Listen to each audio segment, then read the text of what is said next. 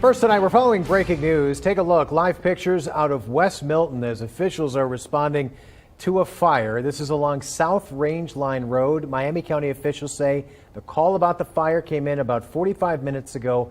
We're still working to learn how it started and if anyone was injured. You can see there's a lot of damage there. Crews still very much there, putting out, looks like, any hot spots and preparing for their next course of action. As we learn new information, we'll update you on air and online at Dayton247now.com.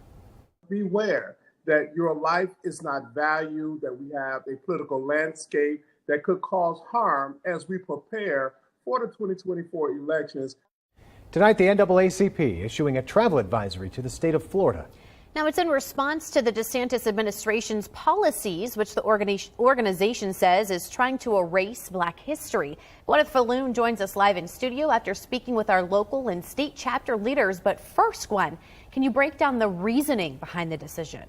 Well, Elise, the NAACP has been outspoken about several state policies, including a ban on an African Americans AP study course in public schools, as well as citing a new concealed weapon law that allows gun owners to carry a weapon outside of their home without any training.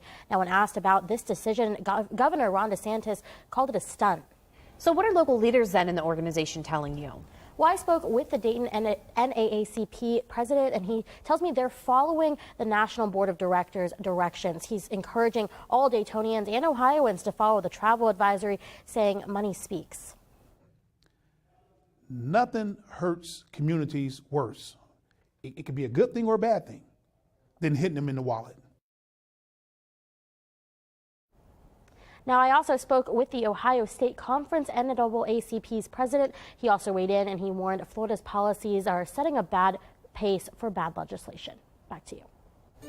Good, thanks. The woman involved in the domestic dispute that led to gunfire at the D-Max facility Thursday, speaking exclusively with us tonight.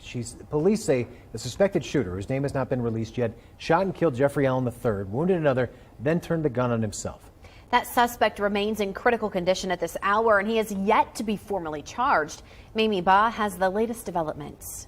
General Motors, who owns the facility behind me, tells me that the facility reopened today, 3 days after an employee opened fire, killing one person and injuring another. Investigators say a domestic dispute over a woman who works at the plant led to the altercation. She agreed to speak with me today, but only if her identity remained private. She told me she had been in a relationship with the accused shooter, who also worked there. She said she had recently left him because he was abusive. She's giving us more insight into what unfolded. I immediately ran out to the back of the facility. There was like his body laying on the side of the building, and when I had ran that way, I seen him. It immediately came to my head like, okay, he was probably looking for me. She also wants to set the record straight and let people know that this was not a love triangle. She was not in a relationship with the alleged shooter. She was in a relationship with James Allen III, who died. When it comes to compensating employees for the days that the plant was closed due to this incident, I'm told the local union get in contact with the union and bring you the very latest. Now, I did reach out to GM to ask if they were aware of any prior disputes with the parties involved in this situation, and I'm told they have no comment at this time because this is an ongoing investigation. Back to you. Here's a live look over US 36 now, where traffic is once again moving normally after a deadly crash involving a semi shut down that road for several hours. Now, it happened around 2 this afternoon. Police say a car driven by 30-year-old Dylan Klein traveled left of center, hit a semi driven by 65-year-old Ronald Moore head on. Now, the Ohio State Highway Patrol says Klein was killed. Moore was treated at the scene and released. The whole thing remains under investigation. The bridges tonight across the city of Dayton are now lit up in green in honor of Lucas Rosales. Green was his favorite color. This after a visitation for this little boy right here and funeral were held this morning at Woodland Cemetery Mausoleum in Dayton. The 7-year-old boy went missing near Eastwood Metro Park on April 29th. Lucas's body was pulled from the Great Miami River 2 weeks later. The obituary says the family is deeply grateful to everyone that helped search for Lucas, but is asking for their privacy to be respected as they grieve. Live look from outside the White House tonight. This says meetings were held today between the president and House Speaker Kevin McCarthy all over the nation's debt. Now, the president says that they're optimistic that they can make some progress in the latest round of negotiations. Both sides agree the debt ceiling must be raised to prevent a default, and the White House has indicated willingness to find common ground with Republicans when it comes to cutting spending, but it is all in the details. We need to cut spending, but here's a disagreement. I think we should be looking at tax loopholes and making sure the wealthy pay their fair share. I think revenue matters, as well as long as you're not taxing anybody under $400,000. And even with an agreement not coming together just yet, even the House Speaker knows how important it is to get this done. We both agree that we need to change the trajectory, that our debt is too large. And I think at the end of the day, we could find common ground, make our economy stronger, take care of this debt, but more importantly, get this government moving again to curb inflation. Now, after their meeting, no deal was reached. However, the talks were productive, they say. Both the House Speaker and President said they're going to be in touch every day until a deal is done. Treasury Secretary Janet Yellen says the U.S. has until June 1st until we no longer are able to pay the bills. West Virginia Senator Joe Manchin says he's optimistic a deal will be reached on the debt ceiling. Earlier today, he expressed confidence that the two sides will get it done. I think everyone understands that. You can't continue to play Russian roulette with the faith and confidence of the United States Treasury. We're going to pay our bills. But we should take a conscious effort of how do we get so much debt so quickly and how do we start paying it down. Manchin says he had been pushing for President Biden to sit down with the House Speaker. He says allowing the economy to default would be criminal on both sides. However, some don't feel as good about a potential deal getting done before the deadline. Here's what Representative Patrick McHenry said when asked about the situation. Are you at all optimistic about what we could accomplish today? Could we get there? No. Not at all? I've been pessimistic for a while, and something needs to change. Experts warn a default would be devastating to the nation's economy. If it happens, it could destroy jobs and businesses across the country. They now have about 10 days to reach an agreement.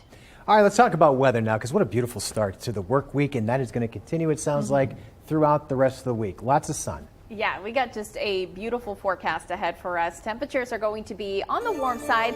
Currently, we're hanging out in the 60s. 66 is our current temperature in Dayton. It feels very nice. We're a degree warmer compared to this time yesterday, but really pleasant. Low humidity out there, so hopefully you get the chance to step outside and enjoy this nice weather that we have because it's still very comfortable. Tomorrow's going to be a little bit warmer too, so you're going to notice that, and humidity is going to go up just a little bit too, so you will be noticing a change. As far as how much warmer we are right now compared to this time yesterday, we're a degree warmer in Dayton, 5 degrees warmer in Springfield, and it's going to continue to be a pretty mild one as we head into the day tomorrow, waking up to 50s and 60s and then eventually 80s by the afternoon.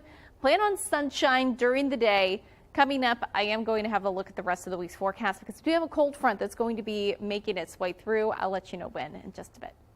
Natalie, thanks. Police in an Ohio town have arrested a man that they say sexually assaulted a teenager. Tom Bosco went to the Lancaster Police Department to learn more. Police in Lancaster are investigating after a 15-year-old says he was sexually assaulted when he went down the street to the store for his mother. Now, of course, we're not identifying the victim or his mother, but she tells us that her son went down the street to a gas station to buy a few things. The teen told his mom and then police that he asked to go to the restroom. A clerk showed him where the restroom was and then pinned him and sexually assaulted him in that restroom. I kind of felt something was wrong because he was nervous and had a weird look on his face. And he was like, "Mom, I need to tell you something." Police arrested Kumar Sushil. Right now, they just have him charged with abduction, but say that more charges are coming. The teen and his mother appear to be okay, but say they are angry and just want justice served. Back to you guys. The Ohio State Highway Patrol taking to Facebook tonight. Check out this video. It is incredible. It's of a pursuit where they help Dayton police track down a suspect. Here's a closer look at the same video. Now, the OSHP Aviation Unit took to the skies for a bird's eye view of the chase. Watch closely. About halfway through, the suspect gets out of the car, then tries to run from police. Eventually, officers chase him down and arrested him. No word on any charges tonight. Police, they need your help tonight to find this guy. He's wanted by the U.S. Marshal Service. Dayton police say 23-year-old Isaiah Cooper has a federal warrant for a release violation for fraud.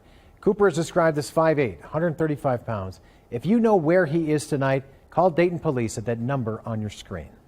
We now know tonight the man accused of killing 4 University of Idaho students pled not guilty in court. As Anna Velasquez explains, a judge indicted Brian Kohberger on 4 counts of first-degree murder and burglary. Latah County deputies escorted Brian Kohberger into the courtroom. Showing no emotion, the accused quadruple murderer took his seat at the defendant's table, listened to the judge, and said as little as possible. Do you understand that? Yes, I do. A grand jury indicted Kohberger on 4 counts of first-degree murder in the November 13, 2022 stabbing deaths of University of Idaho students Kaylee Consalves, Ethan Chapin, Xana Kernodle, and Madison Mogan in their off-campus home. He's also charged with burglary. Do you understand the charge in count 2, murder in the first degree? Yes. During Monday's arraignment, Judge John Judge read through each of the 5 charges. When it was time to enter a plea, Kohberger's defense attorney told the judge, Your Honor, we will be standing silent. Standing silent means Kohberger does not take a stance of being guilty or not guilty. The judge entered not guilty pleas on his behalf. Lawsuits underway over the documents in the Nashville school shooting, why police are denying the request to share the shooter's manifesto. And Uvalde city leaders facing questioning as the shooting anniversary approaches, why the mayor says he wants answers too. And a very nice week of weather is ahead for us. I'll time it all out for you coming up. Here's a live look from our Eco Plumber Skycam. You're watching Dayton 24/7 now.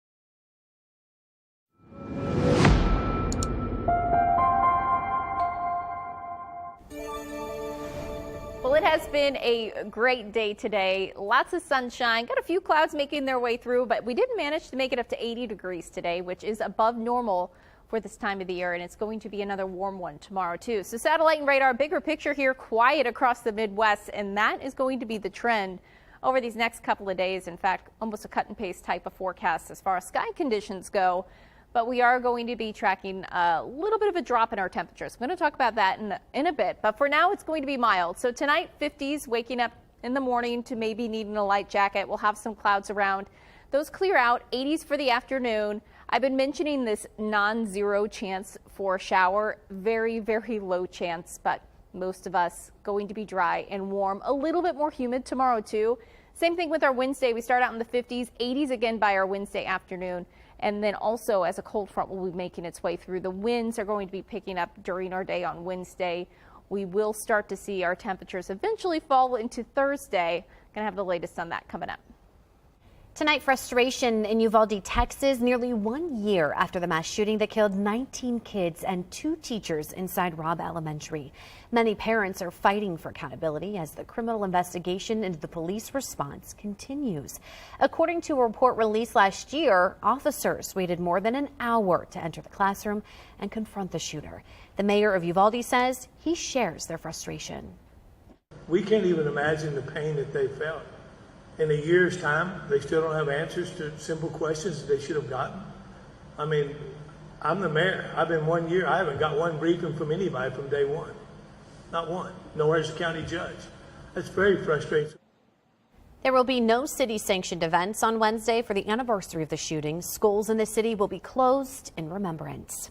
And a decision expected later this week in the case involving the release of the shooter's manifesto in Nashville. Several groups are now suing for access to that and emails between city officials. They argue the public has the right to know. The school and parents are asking the court to block the request. The police department argues they're still collecting data and it's part of an ongoing investigation. 3 students and 3 staff members died before the shooter was killed by police. Michigan's governor making it easier to take guns away from residents who pose a danger to themselves or even others. Governor Gretchen Whitmer signed a bill today known as a red flag law. It allows judges to enact extreme risk prevention orders forcing people to give up their firearms. People including spouses, family members, and roommates can file requests for such an order. And the owner of the popular video sharing app TikTok is now filing a lawsuit against the state of Montana. This after legislation banning TikTok altogether. Now, of course, TikTok is owned by the Chinese tech company called ByteDance. Now, the law was passed amid concerns China could use the app to collect user data for espionage operations. TikTok argues the law is an unconstitutional violation of free speech rights based on, quote, unfounded speculation. Well, swing voters are not pleased with the presidential options for 2024. That is based on a recent focus group conducted for the Washington Post among those who voted for former President Trump in 2016, but then switched to then candidate Biden in 2020. 9 of the 15 participants say they would vote again for Biden. 3 say they'd go back to Trump, and 3 others say they'd either not vote or find a third-party candidate. Nearly every participant have negative emotions of Biden, especially when he appears on TV. The Federal Office of Civil Rights has finished its investigation into a Georgia school district. The probe stems from the school's restrictions on more than a dozen library books. OCR says that the district may have violated students' civil rights by targeting certain groups such as the LGBTQ+ community. However, one critic is supporting the parents who raised concerns over the books. A decision like this one certainly is going to make parents feel powerless. And I worry that that may be, at least in part, some of the intention behind it. The district told Sinclair Broadcast Group that it's committed to providing a safe community for students. It says it plans to continue its mission to provide an unparalleled education. All right, here's a live look from our EcoPlumber Skycam over downtown Dayton tonight. Well, speaking as we're standing out here on the Watson's Weather patio, it is perfection. Like, it is so comfortable. It is, yeah. No bugs yet either, for the most part. This time of the year, you really don't have to worry about a lot of bugs being out here. Knock on wood. Yeah, wait. Yeah, I'm going to head out here. But it actually is really nice. Beautiful evening. Still low humidity next couple of days. What you're going to notice is a little bit more of that stickiness in the air. 80s these next couple of days. Then we get a cold front to swing through, dropping our temperatures back around 70 on Thursday. That's what I love about cold fronts this time of the year, is that they really don't drop us too much. But it is going to be a pretty significant cool down from Wednesday into Thursday, back up into the upper 70s by Saturday. Hardly a drop of rain in the forecast too, and we're below for the month. For the year, we're doing okay, but 1.89 inches so far for the month of May. That puts us 1.35 inches behind normal. I'll let you know when we got some better rain chances coming up. A previously endangered falcon has made quite the comeback over the recent years, thanks in large part to Midwest architecture. The details on how our buildings are helping these birds spreading their wings. You're watching Dayton 24/7 now.